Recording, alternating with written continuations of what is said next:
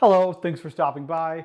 We've got a vintage sewing pattern from the Bicentennial for an American Revolutionary War costume. We've got 2 yards of really nice linen to make a lace front shirt out of. And we have 9 yards of white cotton duck fabric to make the coat, breeches, and the waistcoat out of. And this is all white, so we're gonna have to turn this into America Freedom colors using blue and red dye. I'm excited to see how this project is going to turn out. I will start by dyeing all of this fabric. Wish me luck.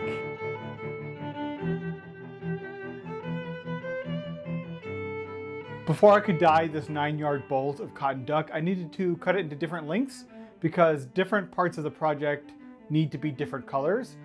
Starting with what I can leave white will be the fabric for the breeches and the waistcoat. So I totaled up however much I needed. I had it written down somewhere and I forgot, but I knew at the time. So I totaled up how much fabric I was going to need for the breeches and the waistcoat, and I cut that off and just left it white. Easy peasy. Then I figured out how much I was going to need for the contrast fabric of the jacket. So the jacket is going to be 2 colors, a blue and a red. The main is going to be the dark blue and the contrast is going to be the red.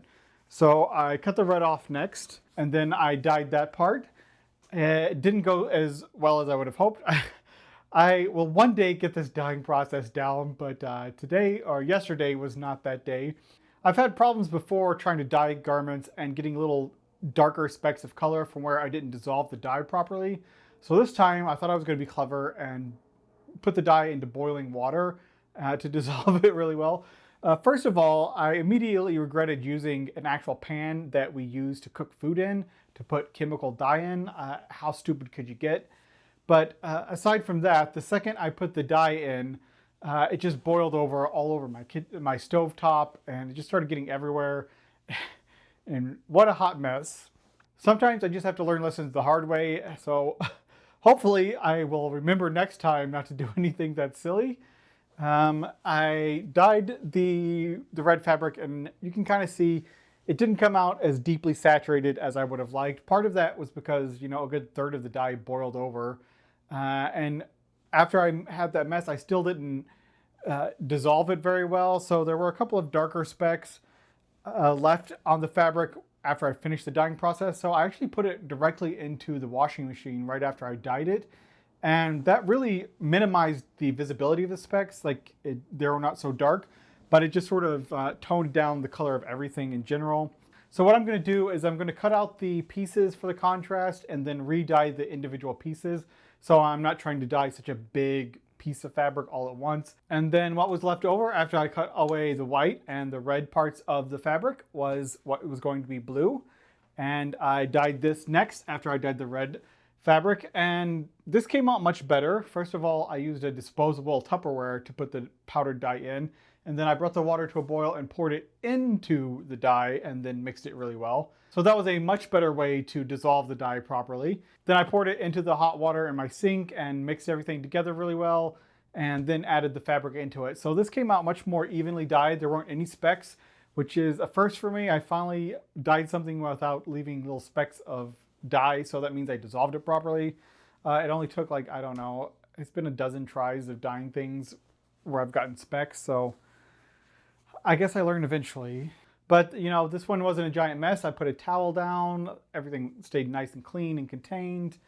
I definitely did a good job dyeing with this, except it is not a super deep navy blue like I would have liked. It's a little bit too washed out.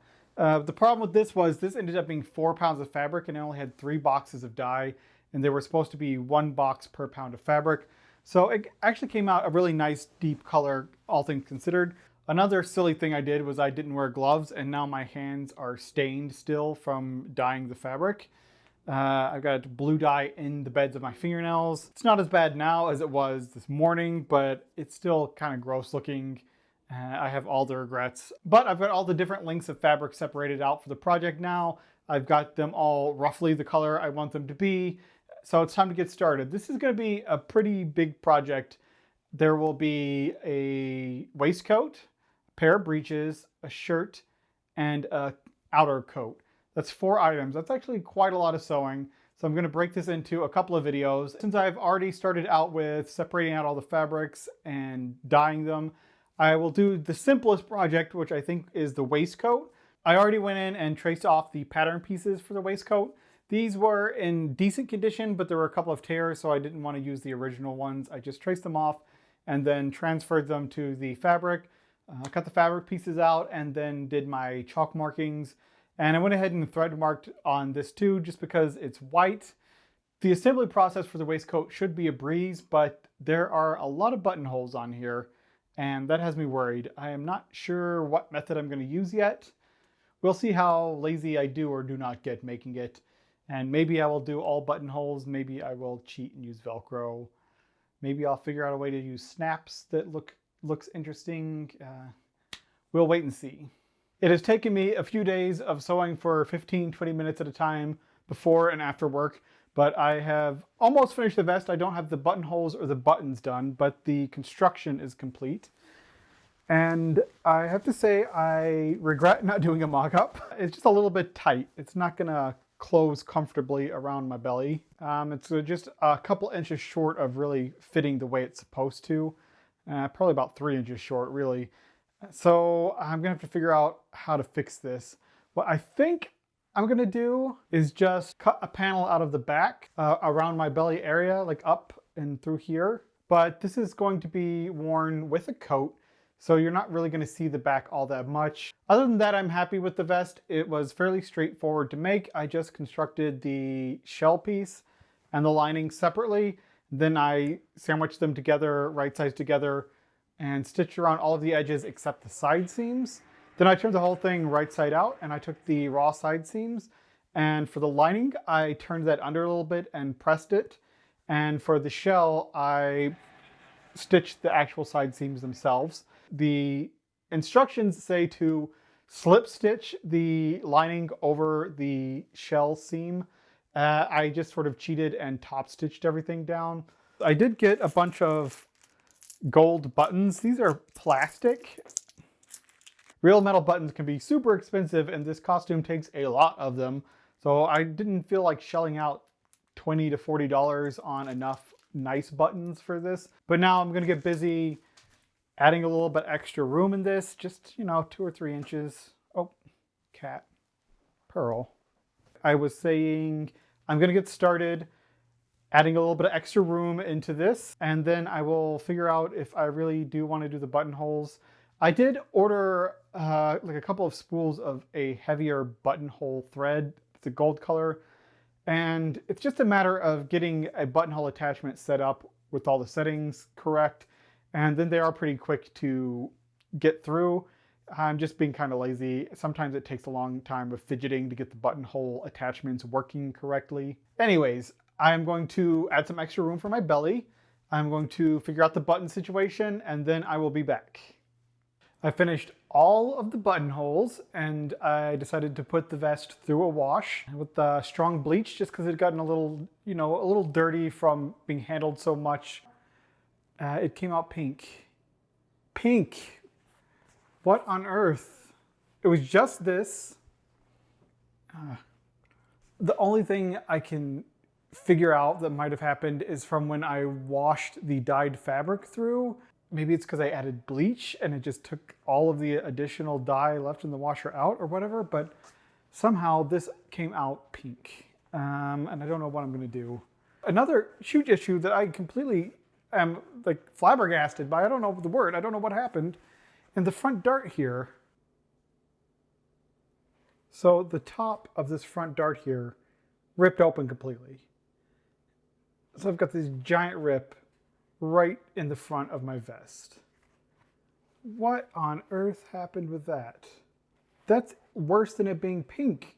The really frustrating part about this is how hard I've been working to get this done this week, sneaking in a little bit of time before I leave for work in the morning, once I get home at night, just making, a few clandestine minutes here and there to get this finished so I can move on to other things. And now I think I'm gonna have to start from scratch. Unless I just, go buy a damn white vest at this point. It doesn't fit anyways without this stupid giant slit I made in the back, which is dumb looking. It's now pink. There's a huge rip in the front, which I will have to, if I wanted to use this, I would have to darn that. And then I would have to either like dye this a different color or probably just dye it a different color. I don't know if I could get rid of this level of pinkness. And I don't know yet if my washing machine is going to do it again. I think the only option I have is to remake this. So what I need to do is just slow down and pay attention. Stop trying to rush through this. Try to get it done. Hurry, hurry. That's my big problem. I always try to rush through things. If you don't have time to do it right, how can you find the time to do it twice? So I am going to just start remaking this. I think I might need more fabric, which isn't an issue. There's more of this to be had. It's just white cotton duck. It's not in short supply. What I need to do is go ahead and cut out the trousers from this white, which is the other fabric that I need. So if I have enough left over after I cut the trousers out, I can remake the vest. And I really don't want to make all these stinking buttonholes again. But that's what I'm going to do. So I guess it's time to get started.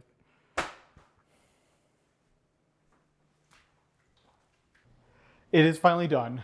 I lectured myself about slowing down, taking my time, doing things right, and that lasted all of 45 seconds before I decided to just furiously sew. So I spent about an hour and 15 minutes reconstructing the vest, and it actually came out really well this time. Luckily, I knew what I was doing. And I then spent maybe 2 to 3 hours on the finishing details, which I think really make this version of the vest much nicer than the previous one. So I'm really excited about it. I was worried that I wouldn't have enough fabric, so I cut out the breeches already, and I had just enough left over to make a second vest. The fit is still a little bit snug, but it is very flattering. The way the front part extends lower than the back part sort of hides the belly region a little bit and smooths that out, so there's not that little indentation you sometimes get from the belly overhanging the waist of the pant just a little bit. The waistcoat sort of smooths that out and it looks really nice. Also, having the waistcoat shorter in the back than it is in the front helps balance proportions, makes my hips look a little bit longer, my legs look a little bit longer. It just sort of balances things out in a very flattering way, actually. This time I decided to use gold thread to top stitch around the edges of the waistcoat, and that is holding the shell fabric and the lining in their place neatly, so there is a nice crisp seam at the edges. I also used the gold thread and played around with a decorative cam on my machine and did a little like a leaf pattern along the pocket flaps that I think is very fetching.